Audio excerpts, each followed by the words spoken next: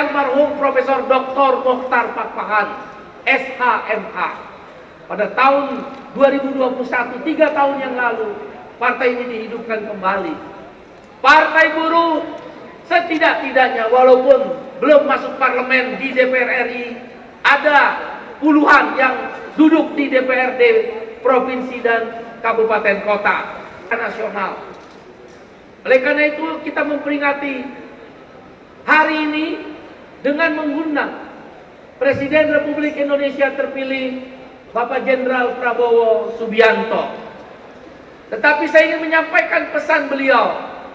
Beliau mengajukan permohonan maaf karena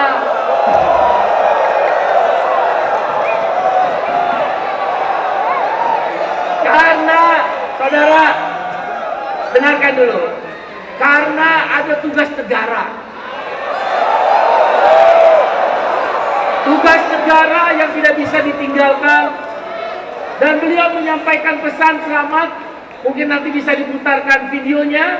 Kita dengarkan. Saudara, yang paling penting, dengarkan dulu. Dengar dulu. Mohon perhatian.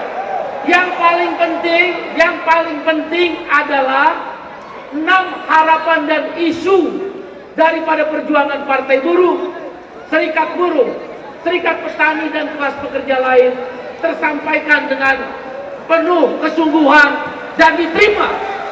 Sekali lagi saya katakan, diterima oleh Bapak Jenderal Prabowo Subianto. Dalam kesempatan lain, insya Allah kita akan diterima secara delegasi untuk menindaklanjuti 6 harapan itu. Yang pertama, kita minta ditinjau ulang Omnibus Law Undang-Undang Cipta Kerja, khususnya klaster ketenagakerjaan. Kita tidak bersepakat di mana negara menjadi agen outsourcing. Negara menempatkan modern slavery, budak modern menjadi bagian dari kebijakan negara di dalam Omnibus Law Undang-Undang Cipta Kerja. Oleh karena itu kita minta Omnibus Law Undang-Undang Cipta Kerja ditinjau ulang, khususnya klaster ketenagakerjaan dicabut di dalam pemerintahan baru yang dipimpin oleh Bapak Jenderal Prabowo Subianto. Yang kedua, kita minta upah layak. 2025 upah minimum di depan mata. Kita proklamirkan upah minimum tahun 2025 naik minimal 8% sampai dengan 10%. Alasannya sederhana. Pertumbuhan ekonomi 5,2%, kemudian inflasi 2,5%, berarti totalnya 7,7%. Atau di pembulatan kita minta naik upah berapa tahun 2025? Berapa? 8% minimal hingga 10%. Kita berharap Bapak Presiden Jenderal Prabowo Subianto mempertimbangkan sungguh-sungguh. Karena sudah 3 tahun berturut-turut, dalam kurun waktu 5 tahun, buruh tidak pernah naik upah. 2 tahun terakhir, buruh hanya naik upah di bawah inflasi. Siapa bilang buruh naik upah? Nombok. Inflasi 2,8%, harga barang naik 2,8%, naik gaji 1,58%. Berarti buruh nombok, bukan naik gaji, nombok 1,3%. Karena itu tuntutan yang kedua, kita ingin menyampaikan harapan kepada pemerintahan yang baru, yaitu upah layak. Yang ketiga, hapus outsourcing. Outsourcing dalam terminologi internasional labor organization adalah modern slavery. Kau tahu arti slavery? Slavery itu artinya budak. Apa arti slavery? Yang keras apa? Apa? Agama manapun mengajarkan bahwa budak di muka bumi harus dihapuskan. Oleh karena itu, perbudakan modern atau outsourcing harus dihapuskan di bumi Pancasila, dan kita percaya Bapak Jenderal Prabowo Subianto akan menghapuskan outsourcing di dalam pemerintahannya. Yang keempat, kita minta reforma agraria dan kedaulatan pangan. The land of wealth, Adam Smith, bapak ekonomi klasik. The land of wealth, tanah adalah kedaulatan. Kalau tidak ada tanah, tidak ada kedaulatan. Petani sekarang banyak yang tidak punya tanah. Artinya petani dan rakyat Indonesia tidak berdaulat di negerinya sendiri. Korporasi-korporasi menguasai tambang-tambang, menguasai kelapa sawit, menguasai mineral-mineral dan nikel. Tapi petani kehilangan tanah-tanahnya. The land of wealth.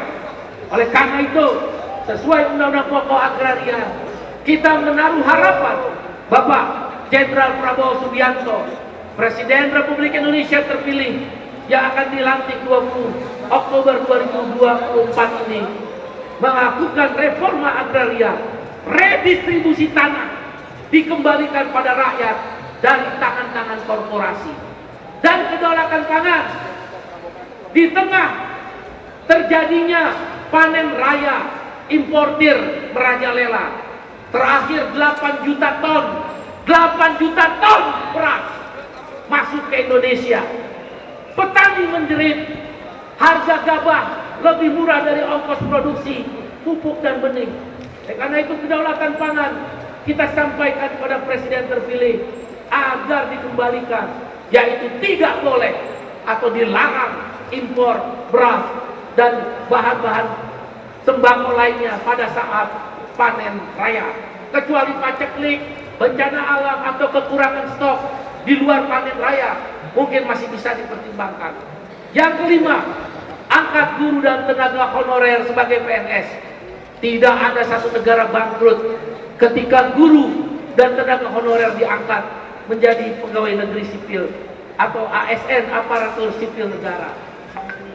Kalau rata-rata upahnya naik dengan diangkat PNS menjadi 1 juta rupiah sampai 2 juta, katakan tertinggi 2 juta rupiah, kalikan jumlah guru, saya dengar dari Pak Didi 1,7 juta orang, katakan kita bulatkan 2 juta orang dengan tenaga honorer, 2 juta kali 2 juta cuma 4 triliun, 4 triliun dikalikan 12 cuma 48 triliun, korupsi 300 triliun, kebocoran anggaran 300 triliun.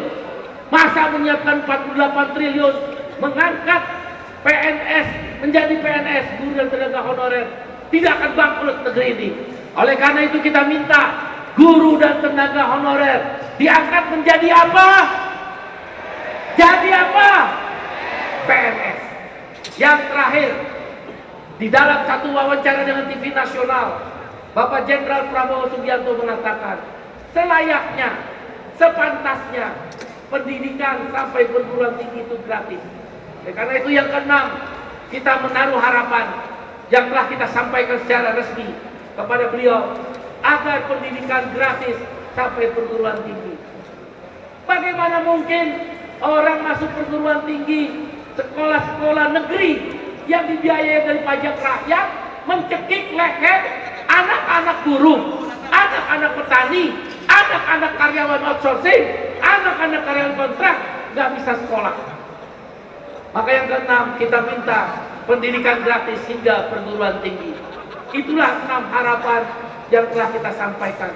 Saudara, yang terakhir saya ingin menyampaikan, Partai Buruh, Serikat Petani, Aliansi Nelayan, Forum Guru dan Tenaga Honorer, dan elemen buruh se-Indonesia dengan ini menyatakan resmi mendukung pemerintahan Jenderal Prabowo Subianto sebagai Presiden Republik Indonesia terpilih yang akan dilantik pada tanggal 20 Oktober 2024. Resmi melalui forum ini saya mewakili kawan-kawan.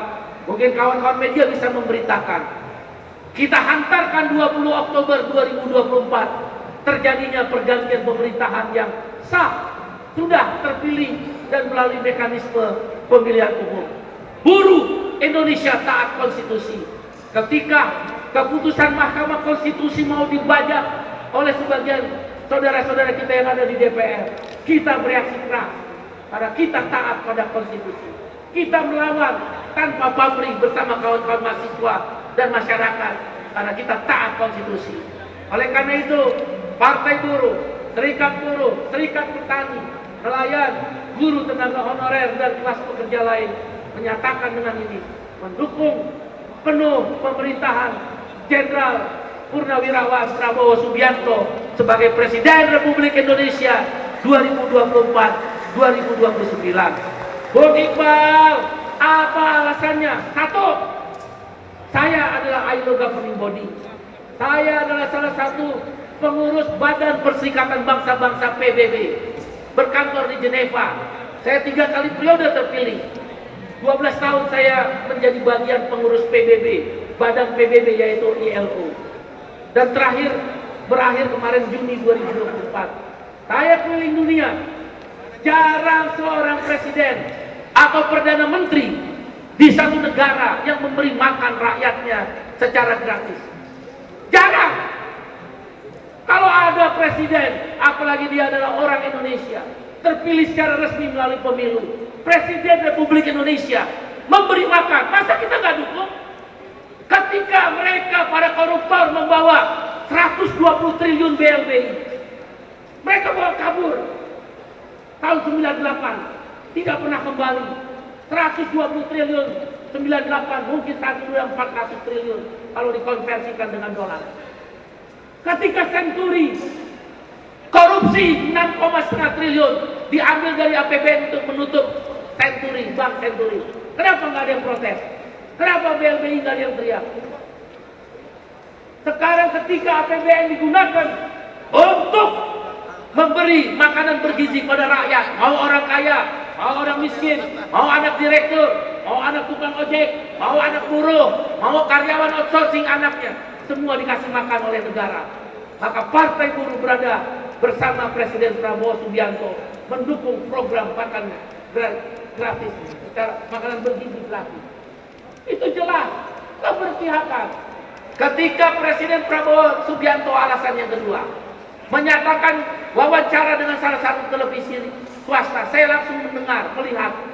Beliau mengatakan selayaknya, sepantasnya UKT, uang kuliah tunggal yang mahal itu ditiadakan. Seharusnya orang kuliah gratis, agar anak petani, anak buruh, anak nelayan, anak guru, anak orang-orang miskin bisa mendapat pendidikan yang lebih tinggi. Masa kita menolak? Masa kita berhadapan? Tidak ada pilihan. Partai Buruh menyerukan kepada buruh-buruh di seluruh Indonesia, pada petani, nelayan, guru, dan tenaga honorer, dan kelas pekerja lain. Kita bersama Jenderal Purnawirawan Prabowo Subianto mendukung. Alasan yang kedua. Alasan yang ketiga. Saudara, saya ingin mengutip apa yang disampaikan oleh Kiai Haji Agus Salim. Leiden is legend. Seorang pemimpin, dia akan memilih jalan untuk menderita. Leiden is legend.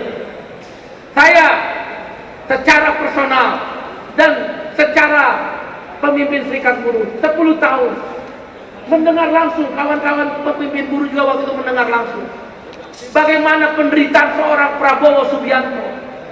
Kecintaan pada negerinya melebihi kecintaan pada dirinya. Dihina, difitnah, diminta pertanggungjawaban yang tidak dia melakukan kesalahannya dari cerita beliau, dan juga harus berpisah dengan keluarga, bahkan berpindah sesaat dari negeri yang dia cintai. Leiden is legend. Seorang pemimpin memilih jalan menderita. Tuhan telah memutuskan takdirnya. Hari ini orang yang menderita itu, yang bernama Jenderal Purnawirawan Prabowo Subianto, telah membayar tunai penderitaannya. Dia mencintai negeri dan rakyatnya. Saya tahu benar. Orang boleh berbeda dengan saya, tapi saya tahu benar 10 tahun. Dan orang-orang di Gerindra yang dekat dengan beliau tahu benar bagaimana penderitaan itu dilalui dengan tersenyum. Kalau beliau mau, bisa memilih jalan untuk mengangkat senjata karena Panglima Kostrat. Tapi beliau memilih jalan demokrasi, membentuk partai politik sebagai jalan untuk membangun pilar demokrasi. Maka tak ada pilihan. Saya menyerukan pada kaum buruh seluruh Indonesia. 3 alasan yang mendasar itu. 1, keberpihakan pada rakyat dengan makan bergizi gratis. 2, kesadaran membangun sumber daya manusia dengan ada keinginan memberikan gratis sampai perguruan tinggi orang sekolah. Yang ketiga, tentang legal is legitimate, bukan ucapan dan kata-kata, tapi sudah dijalankan oleh beliau. Oleh karena itu, izinkan saya mewakili kawan-kawan buruh melalui kawan-kawan media pada seluruh rakyat Indonesia dan buruh Indonesia, kaum kelas pekerja, kami bersama Prabowo Subianto, Jenderal Purnawirawan dalam memimpin negeri ini. Oleh karena itu kawan-kawan saya tanya, siap berjuang dengan pemerintahan yang baru? Dan rakyat siap berjuang? Tentu ada 6 harapan. Tidak cek kosong, tidak mandat kosong, tidak kita biarkan beliau lone ranger, berjuang sendirian. Kita bersama beliau setidak-tidaknya dengan 6 harapan tadi. Tinjau ulang Omnibus Law Undang-Undang Cipta Kerja, khususnya klaster ketenagakerjaan dan petani. Bagaimana mungkin di musim panen kok boleh impor? Yang kedua, upah layak. Yang ketiga, hapus outsourcing. Yang keempat, harapan kita reforma agraria dan kedaulatan pangan. Yang kelima adalah guru dan tenaga honorer diangkat jadi ASN atau PNS. Dan yang keenam, pendidikan gratis hingga perguruan tinggi. Saudara, saya hanya ingin meneruskan apa yang kita sampaikan pada Presiden Republik Indonesia terpilih Bapak Jenderal Purnawirawan Prabowo Subianto.